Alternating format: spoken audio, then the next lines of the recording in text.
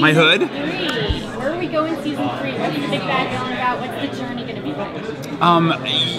This year, you know, it's really about the theme of identity, you know, and, you know, the last season was really Oliver debating whether or not he could really be a hero. Was he a hero or was he a killer? And by the end of the year, he managed to save the day without killing. And you know, when this year starts, he's sort of enjoying being a hero, and he's starting to feel like there might be a little bit of a life for him beyond the hood.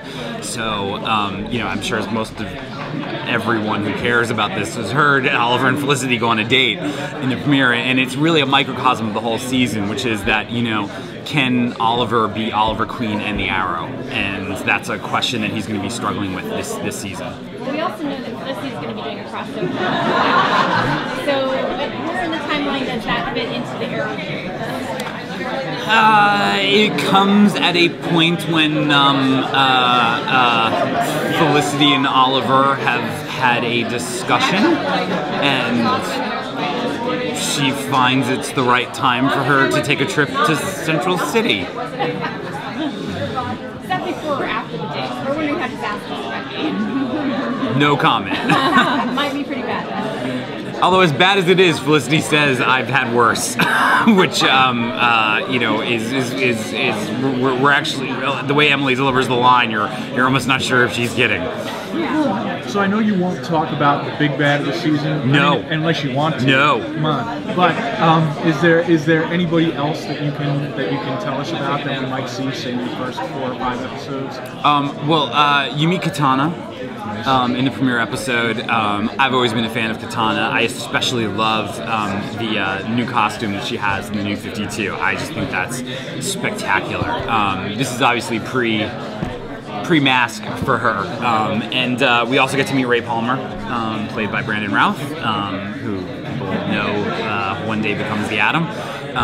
So, you know, we're really excited about this year. It's, you know, we always look at Arrow in the seasons as like movies, and like last year was the sequel, and usually the sequel is like a little darker and a little, you know, deeper, and you know, the threequel, you know, is usually a little bigger and a little wider and usually has a little bit more humor in it, and you know, so we really feel like expanding the cast and some of those changes we've made, and especially bringing on Brandon, and just taking situations that, you know, previously we might have just treated with, you know, a little bit more seriousness. You know, like for example, Dig having the baby.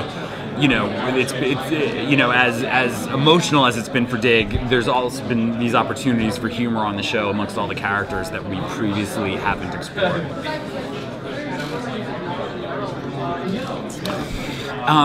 Well, it's really interesting because, you know, I always said this to John, and you know, Malcolm doesn't think he's a bad guy. You know, Malcolm's the hero of his own story, and you know, from Malcolm's perspective, you know, he was, you know, a good guy who had a beautiful wife who was murdered and left for dead by the people in the bad part of town, and to him, what he was doing was, I don't want that to ever happen to anyone else ever again. So even despite everything that happened, you know, and he lost his son in the process. So, you know, from Malcolm's perspective, you know, he sort of lost everything, his goal, his son, and now in Thea he sort of finds that, you know, there might be some level of redemption, but as we know, Malcolm's morality is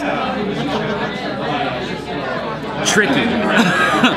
So, you know, how that impacts Thea, how that impacts Oliver, and how that impacts, you know, his own agenda moving forward is the fun of these episodes. But, you know, as always, you know, in an odd way, because Oliver has lost, you know, Oliver and Thea have now lost Moira, and they're both, you know, they're you know, Malcolm has lost Tommy.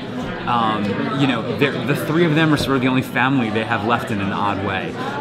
It's a really messed up family, but it's really interesting to see how all of that plays out. Like, can I get one from him? Okay. So mention how visually particular visual.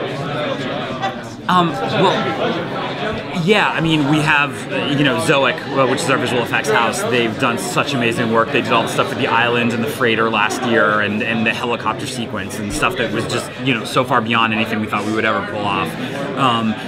Fortunately, Vancouver and Hong Kong have a lot of similarities. They're both, they're both newer cities, and obviously both have a waterfront. So, with some, pretty cool digital trickery, and signage. I think what's really interesting is Glenn Winter, who has been our DP for the last 2 years, who's now going to be a full-time director, and he directed the premiere episode this season. He's given it all a little bit of a glow, and you can see in the trailer that it has like a tinge to it that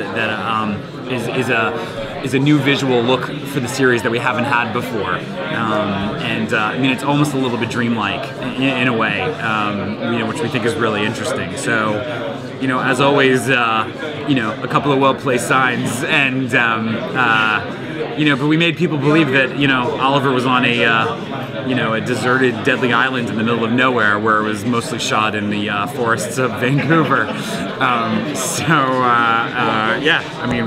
We will muddle through, and hopefully people will believe it. I'm curious about the evolution of Thea this season, because she's always been lied to, and I think she's finally found someone that really is genuine with her. How does that affect her journey this season? Well, I think that's sort of the irony that, like you saw at the end of the season, Malcolm says, like, I'll never lie to you. And in an odd way, he hasn't. And, that really has always been Thea's thing, and it started in season 1, and it came into season 2, and one of the interesting quandaries Oliver has early in the season is, should I tell Thea the truth? And, because he's sort of felt like secrets have always been the thing that destroyed me. And there's a really interesting discussion about some truths are better than other ones. And, Willa has, I feel like, both Willa and Katie Cassidy have been, such amazing team players. And whenever we needed them to hit a double or a triple, they both of them hit grand slams, and I really feel like this season in a way is their reward, and I think for the audience as well, who have been impatient for some aspects of both of their characters, that this season is really going to see people excited for their character journeys.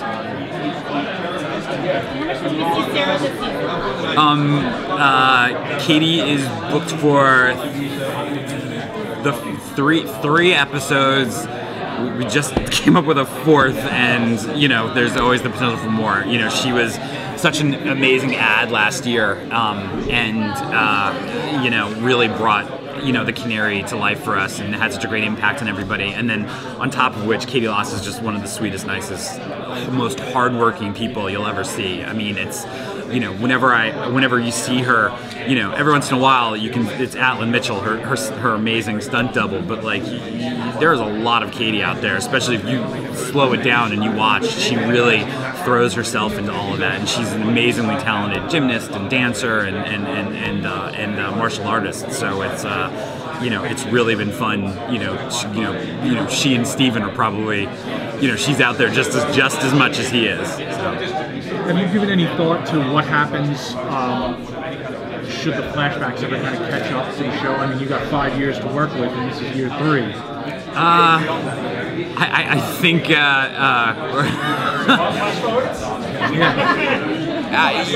it's a little. I think it's a little bit of jerky hubris to like worry about what's going to happen to your hit show in 5 years. One of the things we started doing last season, after trying it once successfully in season 1, was going flashbacks out of sequence to some of the individual characters, and we actually have even more of that this season. We have we have an episode that's the flashbacks are to Felicity when she was in college. So I guess at some point, if the Oliver trajectory finally catches up to the pilot, there's other things we can do and individual things, but I think those are champagne problems, as my wife likes to say.